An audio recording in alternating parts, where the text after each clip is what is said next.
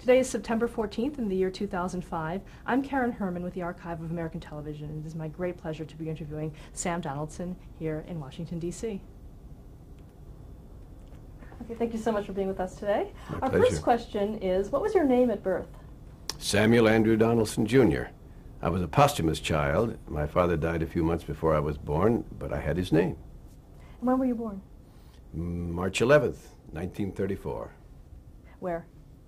In El Paso, Texas. The hospital was there, but the family farm is in New Mexico. So I say if I'm with Texans, I'm a native Texan by birth. But if I'm with New Mexicans, I say, you're my native state. Okay, and your mother's name? Her name is, or was, Chloe Hampson Donaldson. What did she do? She was a school teacher when she came to the Southwest. She was a very young woman.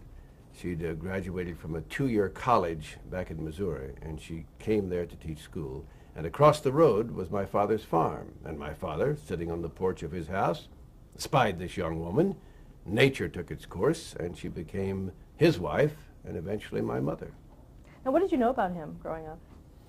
Well, he came from a family in western Tennessee, many children, and he came to the Southwest, and he worked for the railroad. An old railroad no longer in existence, first as a fireman, then as an engineer, and he saved his money and bought farmland in the Mesilla Valley of southern New Mexico. He eventually brought a lot of his family, brothers and sisters, out to the Southwest, and they lived with him and my mother for a while, some of them. For instance, my Uncle Joe lived with him for a while. Joe was a deputy sheriff in Arizona. And one night they called him to come down because there was a drunk who was shooting up the town. He shot up Joe, and Joe died in the line of duty. That was 1927. And your mother, what did she do? Well, she was a housewife. Once she married my father. She raised 2 children, my brother and me, and she cared for the house. I know for young women today, they've heard about this, but it's not the norm. In those days, particularly in the country, that was absolutely the norm. A woman who was on the farm kept the house, the children, may have milked the cow once in a while, took water to the chickens down in the pen, and performed all the duties that a helpmate would, while the man of the house tilled the fields and did all the things that men did in those days. As a single mother, though, how was she as a single mother? Well, to me, she was wonderful. I mean, particularly in retrospect. We don't really often recognize how wonderful people are to us at the time. But I say I owe whatever success I've had in my life to an early upbringing to 2 things. My mother, and the fact that at age 14 she sent me to a military school, New Mexico Military Institute in Roswell, New Mexico. She gave me what she could in the way of advantages. She drove me every day to El Paso, Texas, 25 miles away, round trip, 50 miles, to school there, because it's better school than in the Chambrino School, which was, a little hamlet near the farm. She gave me piano lessons, although as soon as I was old enough, I slipped those traces, believe me. She took me to shop, so I learned how to make bows and arrows and to do woodwork and to do steel work on a forge. I'm just going down a line of things. She wanted, for me, more than she or my father had had. And she set about by trying to give me an education and try to expose me to other things in life. I owe her a great deal. Were you exposed early on to current events? Oh, yes. I'm a child of the Second World War. Yes, I was 7 when the United States entered the Second World War, but we would listen to the war news every night on the radio. There was no television, at least not for us. And I would hear the great news people of the time. I don't think I really know who they were. And at age 8, there's a picture of me in a Cub Scout uniform with a crystal microphone. I'm pretending to read the war news. And you say, aha, so you can match with a straight line your ascendancy to your career. No, I just read the war news. There were lots of false starts before I got into the news business for real. What did you want to be when you grew up as a kid? At first I wanted to be an engineer like my late father, train engineer. And I guess I wanted to be a variety of things. I'm not certain. Bill Clinton tells us at the age of 9, he knew he wanted to be president of the United States. I think that's remarkable. I'll tell you, at the age of 9, I didn't know anything about much of anything. So I don't think I ever had a goal, certainly not at that age. And later, because I sort of fell into this business rather than being determined to be a reporter, being determined to be in the news business from an early age. Just one of those things that happened. Now you say you fell in. How did that happen? Can you briefly go through that series of events for us? Well, I went to military school in New Mexico. Then I went to a small college in El Paso, Texas, and graduated from that with an ROTC commission. I went in the Army. I spent 2.5 years in the Army. It was a wonderful time in that the United States was not at war. I say, and I don't mean to be disrespectful to anyone, that I was fortunate in that I had a dumb president. He was too dumb to get us into war. His name was Dwight David Eisenhower. He had been in a war, been in commander-in-chief. And people who've been in the military and have seen war are most reluctant to involve this country in wars. And I was fortunate so that during that period, although he had advisors when the French were losing in Indochina, the famous assault on Dien Bien Phu, their fortress in western Vietnam, to intervene. And even one of his advisors, Admiral Radford, who was the chief of naval operations, suggested using atomic weapons.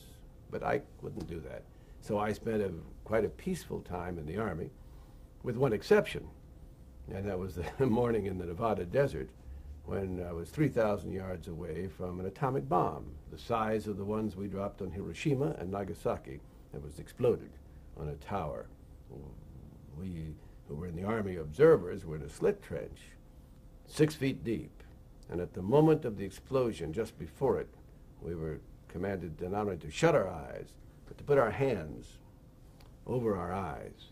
And yet I saw a blinding flash, and then very quickly the ground shock, because energy is transmitted through the dense earth faster than through the atmosphere, and the ground shook like some giant had grabbed it.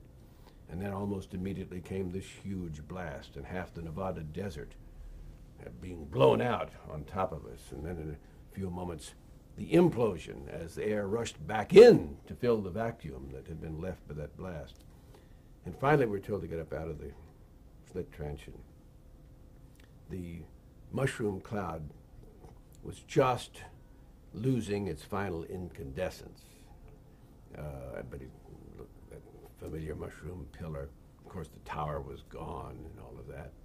In a few moments, white ash began to gently fall down upon us. The wind had shifted, and we were rushed off to waiting water trucks a couple of kilometers away, I guess, or maybe even farther, and stripped down. And we were all men in those days.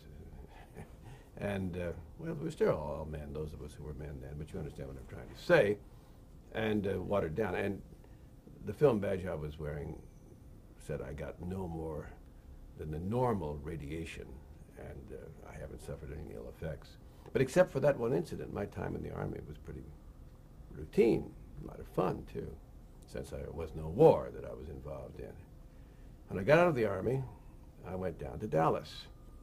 I'd taken telecommunications in college. I had a bachelor's degree in it, radio, television, journalism, all of that. Now, why did you choose that? Again, I don't know. I mean, I like to talk.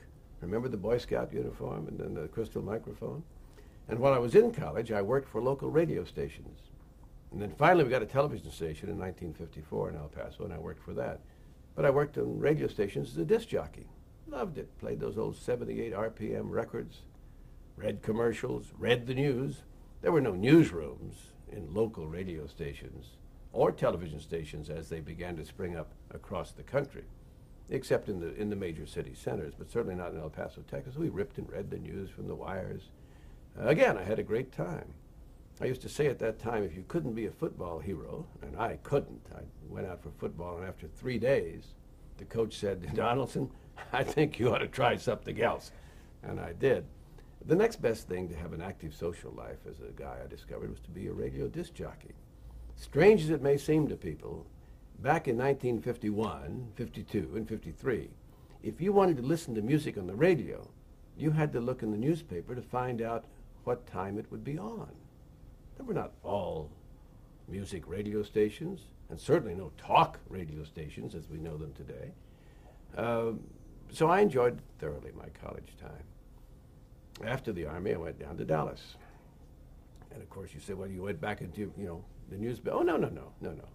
I decided I'd try something else. And I had a relative who was a broker, stockbroker. He said, I'll teach you the business. You have to start out selling mutual funds. I couldn't do it. I couldn't come to you, even though I believed it was a good deal. In other words, if you put your money in it, it would appreciate along with the market forces and what have you. I didn't want you to give me your money. I don't know what it was about. I'd hide under the bed to keep from when my relative David Munson would come honk outside and have to go down. That lasted for a month or two, and I was just a complete failure.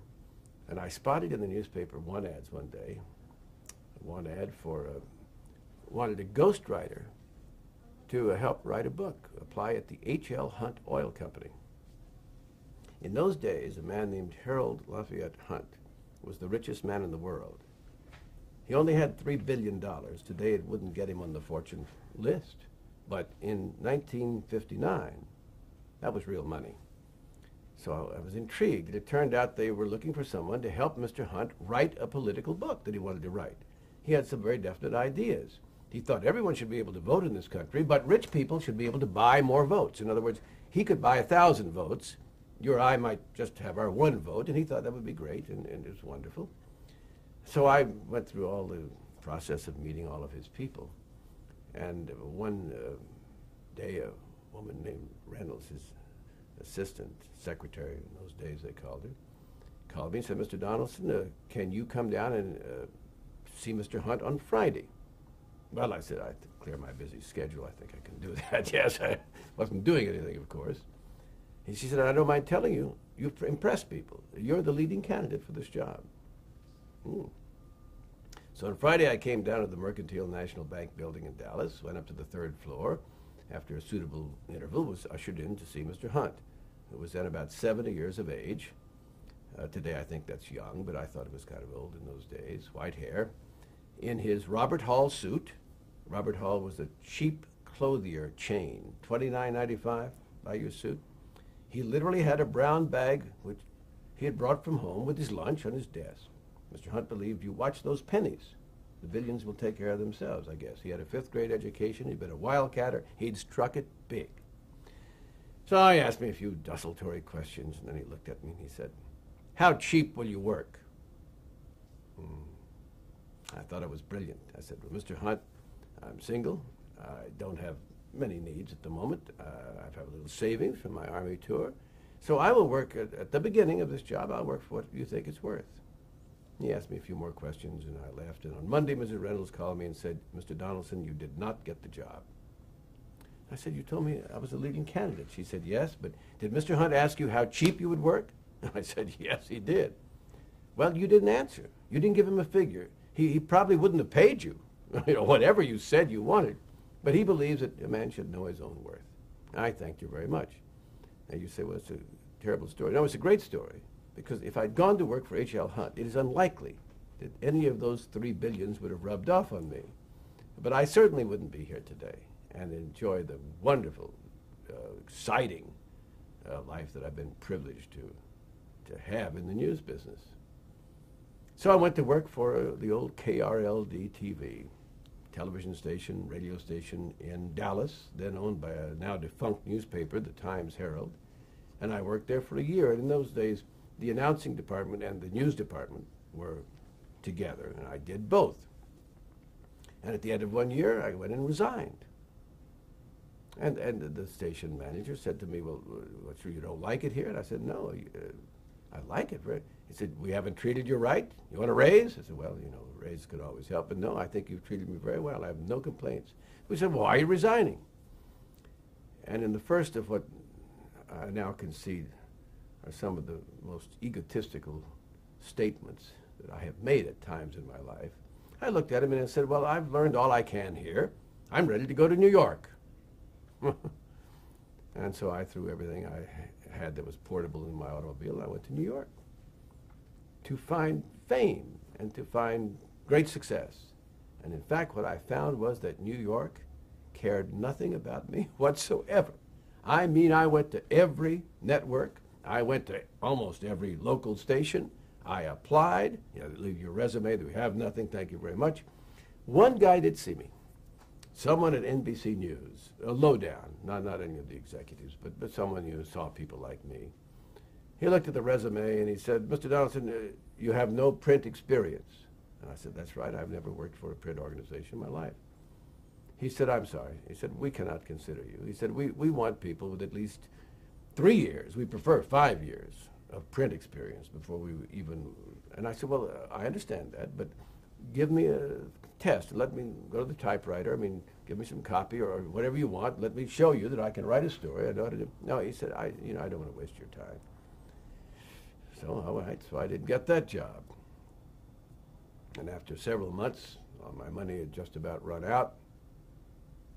I said, well, I have to go back to El Paso. You know, tail between my legs. Heck, it was a nice try. I made up all this stuff. But I had applied in Washington to local television stations here. And about the time I was about to go back home, I got a letter, I guess, from the program director of the old WTOP, then owned by the Washington Post Company. Her name is Patty Seawright. And the letter said, "Would you care, we have this application from you, and we see you have announcing experience. You wanted to be in the news department. We have nothing there. Would you care to interview to be a summer replacement announcer?" Would I? So on the appointed day, I'm down here in Washington at the old WTOP, and there were about 5 or 6 of us, all white males, of course. We, those days, didn't let anyone else in the business, to audition for that spot. And we watched each other read a copy, read news copy, ad-lib on camera and all of this. And I thought it was pretty good, and some of the other guys were okay, but there was one guy who was just terrific. Clearly, there was one man who was head and shoulders, I thought, above the rest of us. Great voice, great, like the late Peter Jennings, I mean, great look, and clearly smart. Not a ninny. I mean, he had it all. So I thought, well, okay. At the end of the time, after a few minutes, the program director came back in and said, "You're all good. We thank you for coming. We have chosen Sam Donaldson." And oh, my goodness, did my heart sing. I became their summer relief announcer. In fact, for a couple of months, I did a disc jockey show all night long called the All Night Satellite. For Texaco was the commercial from the transmitter, since they shut down their studio to save money, and we all went to the transmitter, until Roger Mudd, great name in our business, left the WTOP news department to join CBS News, and I got his spot in the news department, which is what I wanted all along. Well, about a year later, I discovered what had happened. How come I was chosen? The man who was the Washington Post executive in charge of post-Newsweek stations was a man named John S. Hayes. And he had said the night before to his number one, "You know, I'm coming down with a cold. It could be the flu, I don't know. I'm not going to come in tomorrow. I know we've got this audition scheduled, but it's summer relief, and you take care of that. You make the decision. I'm going to stay home." However, the next morning, the morning of the audition, Hayes felt better and decided to come in after all and watch the audition.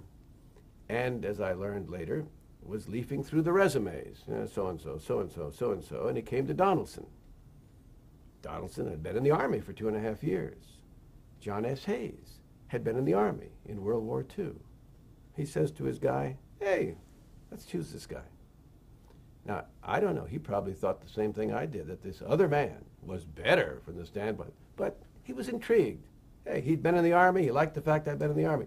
Now, I tell journalism students today, there's an old saying, on occasion, it's better to be lucky than smart. I was lucky. If Hayes hadn't come in, I'll bet you his number one would have chosen the man that I've described as being better than the rest of us. because he hadn't been in the Army. Hayes did. And so I got that job, and it has led to a great time. Do you know who that other man was? Did he also make it in I business? do. He eventually wound up in the business to the extent that I'm just not going to name him because it'd be unfair to him. And talk about your rise at WTOP. Had a great time for 5.5 years. I guess it was six and a half years. What were some of the stories that you covered? Well, WTOP in those days thought of itself as some sort of national organization. It wasn't post-Newsweek stations. It was a local television station. But remember, there were 3 commercial networks, and there was nothing else. And John S. Hayes had been Lyndon Johnson's television advisor in the 1960 presidential and vice presidential race. So I, one day, would be covering the courthouse in Prince George's County, and the next day, the White House. And the day after that, the state legislature in Annapolis, and the day after that, the United States Senate. I mean, I had a great time. In 1964, for instance, my first campaign on the bus, working for a local station, was Barry Goldwater. I covered the Goldwater presidential campaign because John Hayes wanted to cover the Lyndon Johnson presidential campaign, and we couldn't do one without the other. I covered both conventions in 1964, the Cow Palace in San Francisco and in Atlantic City for the Democrats. Those were years in which things happened. And although the last multiple ballot convention to choose a presidential nominee was 1952, when it took the Republicans 2 ballots to put Dwight Eisenhower up for the presidency. Still in those days, things happened that mattered and could change the course of a convention. Today it's all cut and dried, it's all done for television, it's all canned before it starts. It's boring in the sense that there are no surprises. I think conventions today are important in some senses. It still exposes national candidates, perhaps for the first time, to a wider audience. I think that's important and all that. But the work of the convention is nothing. But in those days, it was very interesting. So at WTOP, I got to cover both national and local stories. The Cuban Missile Crisis in October of 1962. I went over to the Pentagon and covered some of those briefings. And then, of course, we couldn't be in this town. Going down to the White House, the first president that I met was John F. Kennedy. And I'll tell you something. One day leaving the Rose Garden, and I wasn't there frequently, but I was on television a lot on WTOP. And again, a local station in this town, and TOP in those days was dominant. Its news department was dominant. Lots of viewers.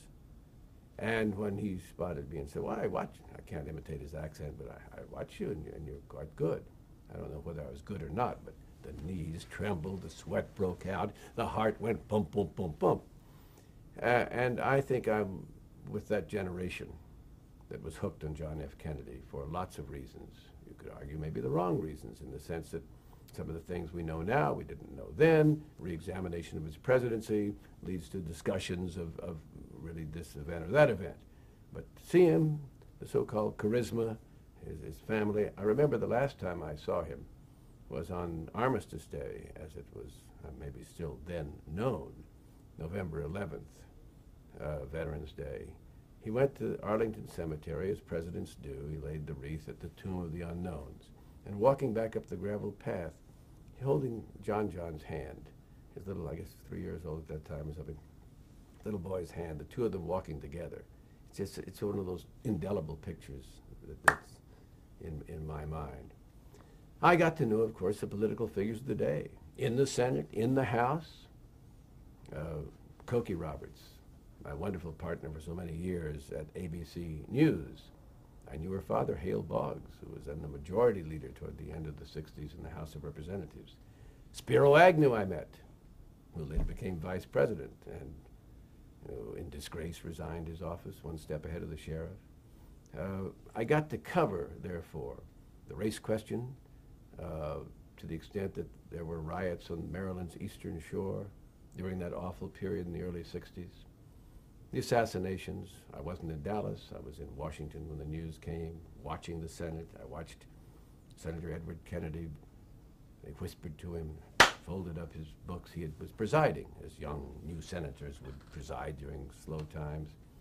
I mean, these kinds of memories that I'm giving you from my days at WTOP were just terrific. And toward the end of the time, of course, I'd like to have been hired by CBS or NBC.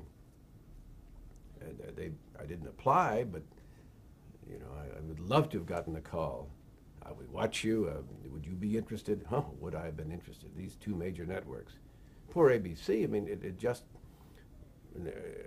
after Dwight Eisenhower left office, Jim Haggerty, his press secretary, had been hired by ABC to form a real news department. They had kind of a news department of sorts, but it didn't amount to anything. Haggerty didn't know anybody except print reporters, so he hired a bunch of print reporters, many of them distinguished as reporters, but they didn't know anything about television. But ABC started calling me. They called me in 1965 and said, we're opening an Atlanta bureau. Do you want to talk to us about that? They didn't offer me the job. I said, oh, well, I don't want to move to Atlanta. Thank you, but I love Washington. And in 66, they called me and they said, we have an opening in New York at our owned and operated station for an anchor. Would you like to talk to us about that? And I said, oh, no, I want to stay in Washington. And in 67, they called me. And they said, all right, we have an opening for Washington correspondent. Would you like to talk to us about that? And I was 33 years of age, and I'd sort of given up on the idea that the big networks, CBS and NBC, would call me. I was settling in at WTOP. The Washington Post profit-sharing plan and its plan for pensions was quite good. I mean, I was just, okay, I loved it here. I liked the news business, of course. I wasn't going to go anywhere. I said, okay, let's talk. And we talked. And I went through an audition process with him. And I went up to New York and met a great man in my book named Elmer Lauer, who was then the president of ABC News. At the end of the time, they offered me the job of Washington correspondent. And I went home, and for 2 weeks, I couldn't make up my mind. If CBS or NBC had offered me that job, I would have jumped at it. I mean, wow, it would have taken a nanosecond. But I'm thinking ABC, it was kind of, forgive me, in many quarters, it was kind of the laughing stock. At least it certainly was on no par with the other two network news departments. And one night, the bureau chief called me, and he said, Sam, we can't wait. I mean, you either have to tell us you're coming or we're going to move on. And I just blurted out, okay, I'll come. And I did. And I talked to students again today about, you know, in some senses, if you get on the ground floor of an operation, that's not much, but has potential and becomes much, hey, you now are one of the main guys. If I had been lucky enough to be hired by CBS or NBC, I would have been the 19th person waiting in line to go do anything of importance. As it was at ABC, immediately I started being sent out on big stories in Washington, and very shortly I began to anchor specials for the network. And within a year, I was substituting as the anchor of the ABC Evening News. That would never have happened at the other networks. Okay, let's stop there to change the tape. Yeah. I'm sorry.